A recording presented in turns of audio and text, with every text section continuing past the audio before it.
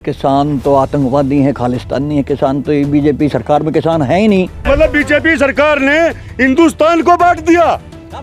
हरियाणा का किसान अलग, यूपी का किसान अलग। आपने ये पता इस खड़ी फसल में कितने क्विंटल गेहूं निकलेंगे, कितनी क्विंटल ज्वार निकलेगी, कितने क्विंटल गन्ना निकलेगा? इस समस्या का कोई जवाब दिया? ये पूछा, अब बता दो, अब बता दो यार, अब बता दो यार, अब बता दो यार, अब बता दो यार, अब बता दो यार, अब बता दो, वो बता दे। आपसे पूछा गया क्वेश्चन, अरे यार ऐसा दो, ऐसा है, पहले दिन ही खत्म कर बताओ, अरे आप क्या कहा कि सर्वे करें? अरे उठा साहब तो हरियाणा प्रदेश में 1 अक्टूबर को चुनाव होने हैं। उसको लेकर सभी पार्टियों के नेता अपनी अपनी पार्टियों के लिए प्रचार प्रसार कर रहे हैं। हमारे साथ किसान नेता भी हैं, कांग्रेस और बीजेपी के, और आम किसान भी हैं। उनसे जानते हैं कि क्या मुद्दे होंगे, किन मुद्दों को लेकर अब की बार सरकार बनाएंगे। सबसे पहले हम किसान से बात करते हैं। आप एक किसान हो, क्या मुद्दे अब की बार, किन मुद्दों को लेकर जो चर्चाएँ हैं, जो राजनीति का बाजार गर्म है? मुद्दे देखिए बहुत हैं। अभी जैसे हमारी जो ज़मीनें हैं वो भी एक्वायरमेंट में गई हैं। हमारे पास कुछ भी ऐसे साधन नहीं है कि भाई हम उसके अंदर कमा के खा सकें। किसान के लिए सरकार ने कुछ भी नहीं किया, क्योंकि पहले इन्होंने बोला किसान के खाते में इतने पैसे आएंगे, कोई पैसे नहीं आए। हर चीज़ में इन्होंने जुमलेबाजी की है सरकार ने। तो अभी सरकार ने ये बताओ, आप ही बता दो या दैया साहब खड़े हैं ये बता देंगे भाई सरकार ने किसानों के लिए किया क्या है। वो हम पूछना चाह रहे हैं, किया क्या है। किसान आंदोलन पे बैठे रहे, मेरे ख्याल से 1.5 साल तक, 1 साल तक वे आंदोलन पे रहे। उनके बावजूद भी उनकी 750 आदमियों की उन्होंने शहादत दे दी, लेकिन एक भी बात सरकार ने नहीं मानी। और सरकार ने आश्वासन दे करके कि भाई हम तुम्हारे ये वो कर देंगे जो भी उनकी डिमांड थी, लेकिन उसके बावजूद भी सरकार ने कोई डिमांड किसान की पास नहीं की। सरकार कह रही है कि 24 फसलों पर एमएसपी पूरे देश में हरियाणा प्रदेश दे रहा है। नहीं, ये बिल्कुल झूठ बात है, बिल्कुल नहीं दे रहा है। वो क्या कहते हैं कि भाई पोर्टल बनाओ। अब किसान है, किसान अनपढ़ भी है, वो पोर्टल कैसे बनाएगा? पोर्टल बना नहीं पाते, उस पोर्टल में काफ़ी खामियां हैं। पोर्टल तो सरकार ने बनाया है, उस पर रजिस्टर्ड करना, और रजिस्टर्ड ही किसान, एक अनपढ़ किसान नहीं कर सकता। और उसमें खामियां बहुत हैं। इतनी डिमांडें मांग रखी हैं, उनके हिसाब से किसान वो पूरी नहीं कर सकता। इसलिए ये एक जुमलेबाजी है, ये और कुछ नहीं है। अभी मैंने ट्रैक्टर लेने की सोची, स्कीम आई थी, हरियाणा सरकार ने स्कीम दे रखी भी ट्रैक्टर पे सब्सिडी। तो मैं लेने गया तो बोले भाई ये तो सिर्फ एससी के लिए है। एससी का व्यवसाय अलग है, वो खेती नहीं करता। अब वो जुमलेबाजी क्या छोड़ते हैं कि सब्सिडियाँ दे दी, पर किसको दे दी? जिसका जो काम नहीं है उसके लिए। बाकी आम किसान के लिए कोई सब्सिडी नहीं है। 6,000 रुपये किसान निधि देते हैं। 6,000 रुपये किसान निधि भी वो कुछ किसानों को मिलती है, पर उसमें भी क्या किया? खाद का रेट बता दिया, बीज का रेट बता दिया, दवाइयों का रेट बता दिया। किसानों को क्या बचा?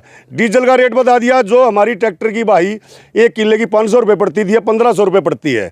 उसने मतलब एक 6,000 का जुमला दे के हमने साल में कम से कम भी 1 एकड़ को 10 बार बाना जुताई करनी पड़ती है। उसमें कितने रुपये बढ़ गए?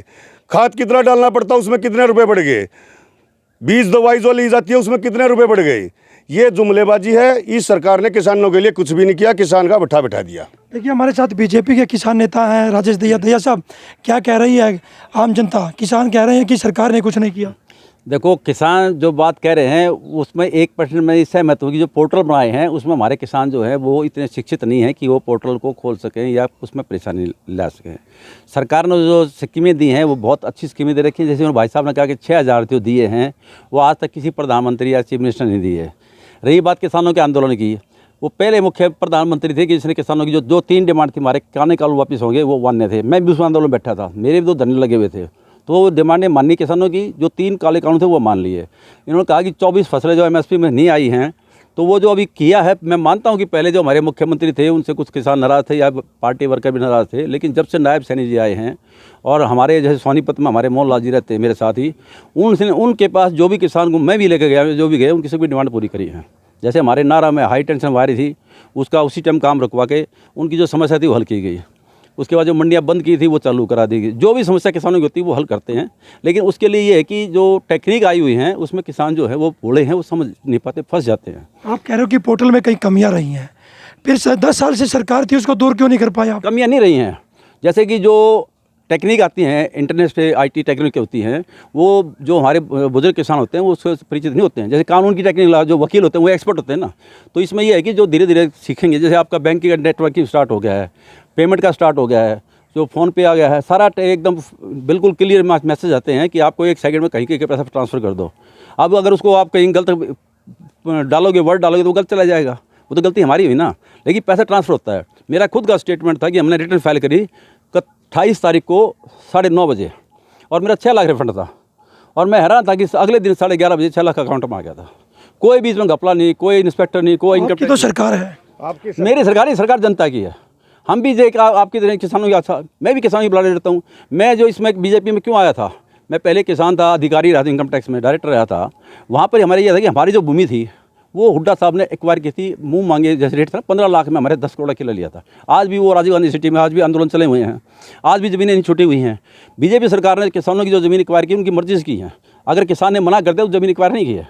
हमारी ज़मीन जो थी उसका कानून बनाया 24 का, वो भी हुड्डा साहब ने हमें उस ज़मीन के तहत नहीं छोड़ा।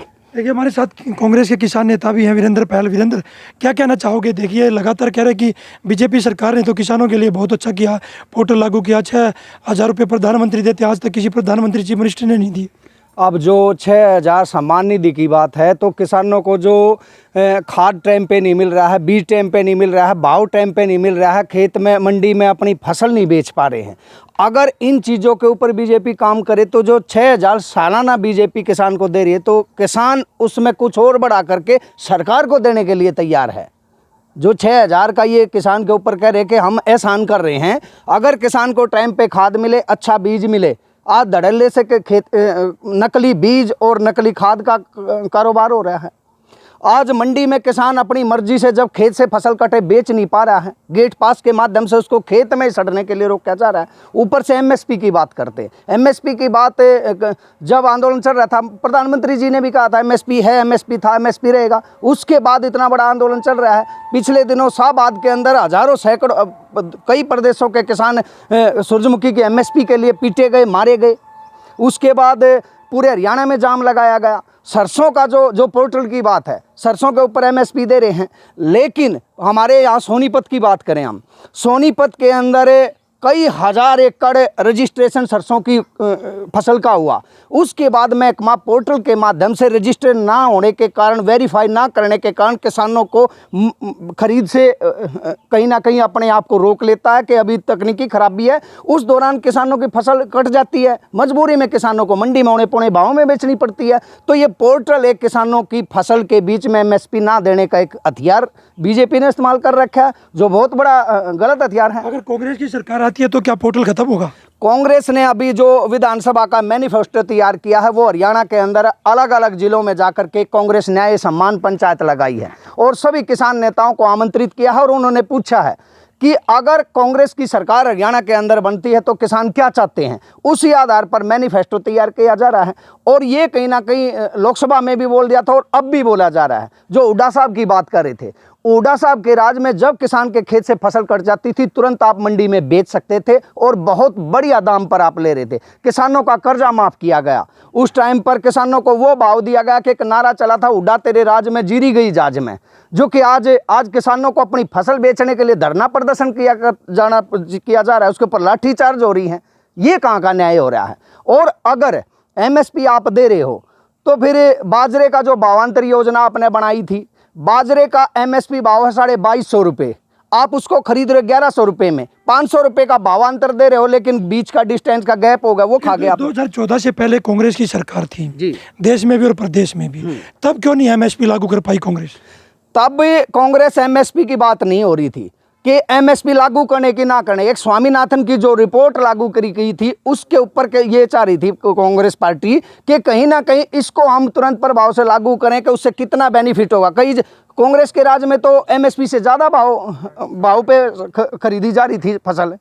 ये नहीं था कि एमएसपी से कम खरीदी जा रही थी। बात जब हुई कि जब 10 साल से एमएसपी तक ही नहीं पहुंच पाई सरकार, तो एमएसपी की मांग तब किसानों को मांगनी पड़ी। अन्यथा यहाँ के किसान थे उस समय क्यों नहीं एमएसपी मांग रहे थे? क्यों? क्योंकि उनको बेहतर भाव मिल रहा था, बेहतर व्यवस्था मिल रही थी। और भाई साहब ने अभी मंडी व्यवस्था की बात करी। इस सरकार ने अब 10 साल के राज में हमारे हरियाणा प्रदेश में जो चौधरी छोटू राम जी मंडी व्यवस्था किसान को लेकर आए थे, कितनी मंडियाँ इसने तोड़ दी। और जो हाई टेंशन टावर की बात कर रहे हैं, हमारे यहाँ पर जहाँ करोड़ों रुपए की ज़मीन है, जिसका रेट है, मार्केट रेट है कई करोड़ का है, वहाँ पर बीजेपी हज़ारों के भाव में एक्वायरमेंट कर रही है।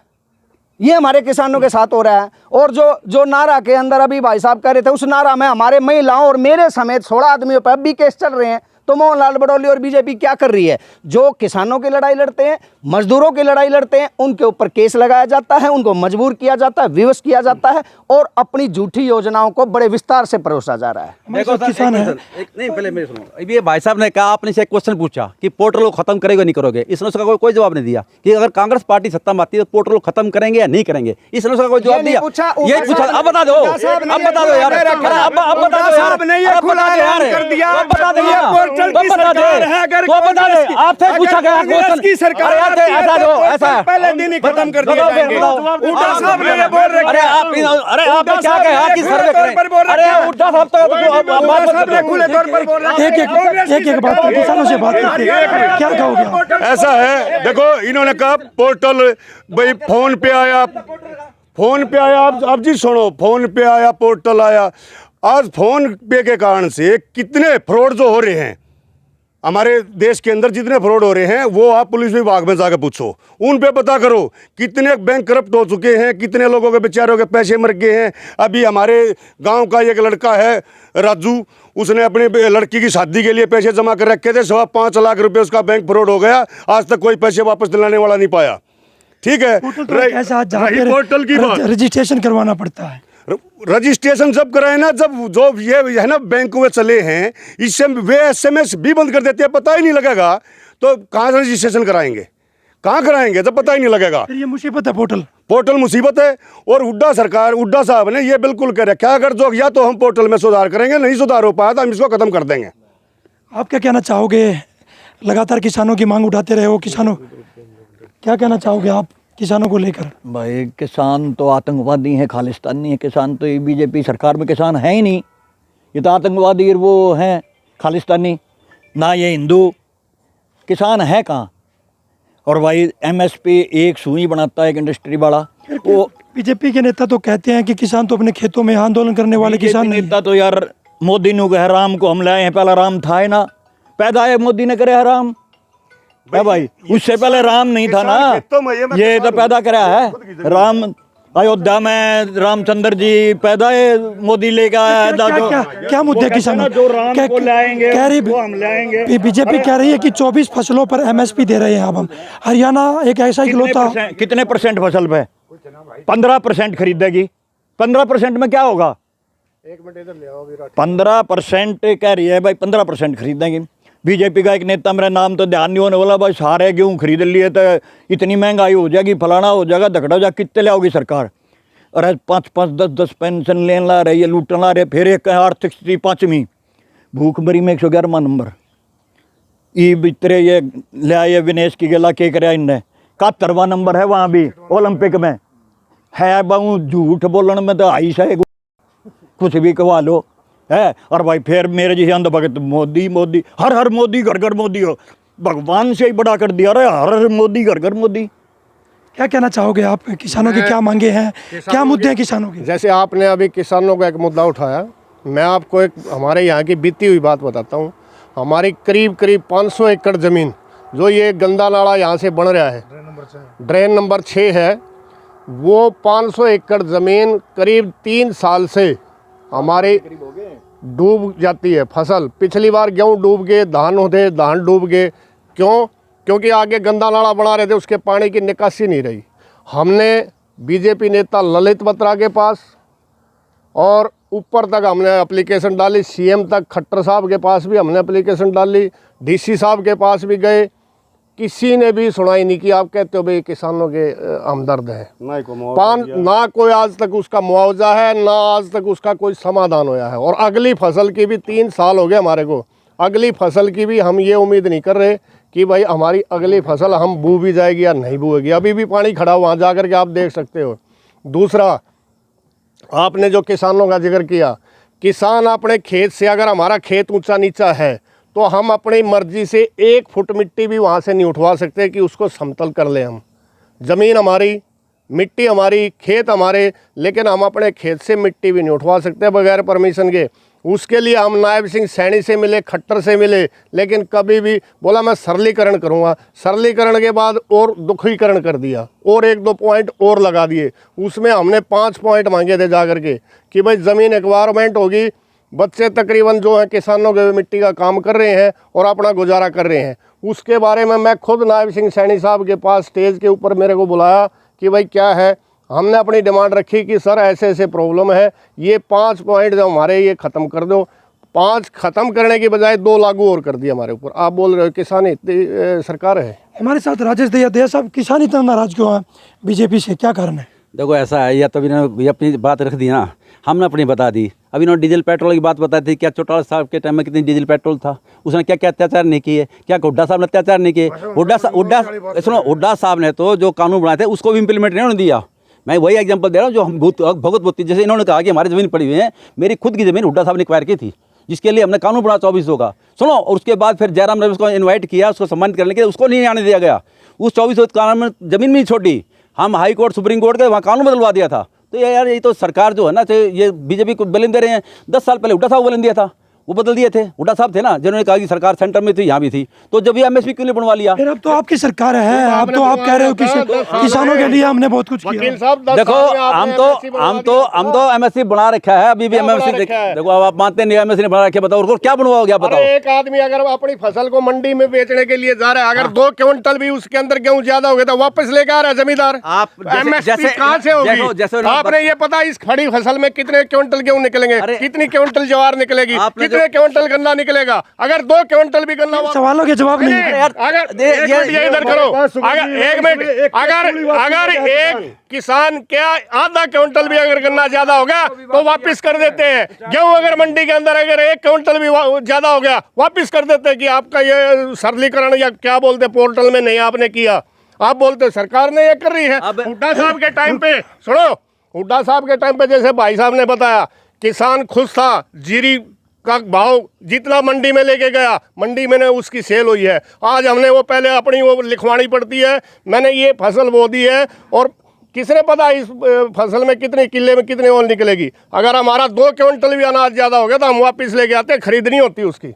आप सरकार की बात करें, देख लीजिए किस किस तरह की बात है। ये वकील साहब नहीं, आप अनपढ़ नहीं है, आप हमसे ज्यादा पढ़े लिखे हैं।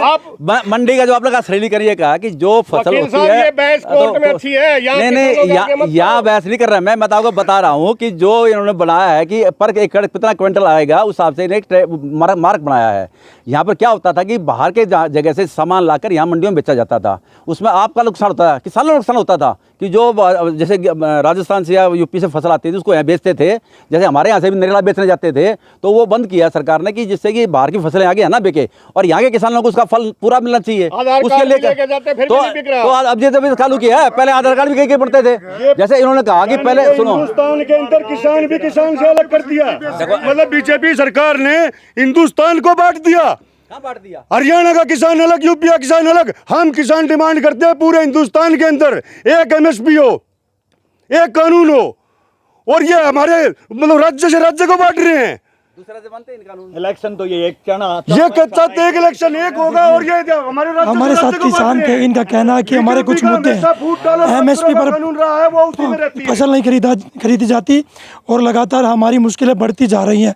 किसानों की बीजेपी सरकार ने कोई सूद नहीं ली है। लगातार बीजेपी पर किसान आरोप लगाते नजर आ रहे हैं। सोनीपत से पवन राठी, किसान तक।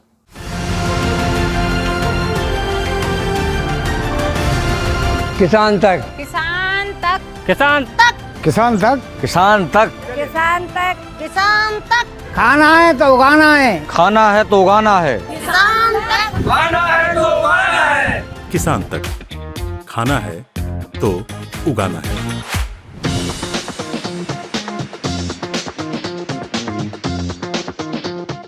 अगर ये वीडियो आपको पसंद आया है तो इसे लाइक ज़रूर करें।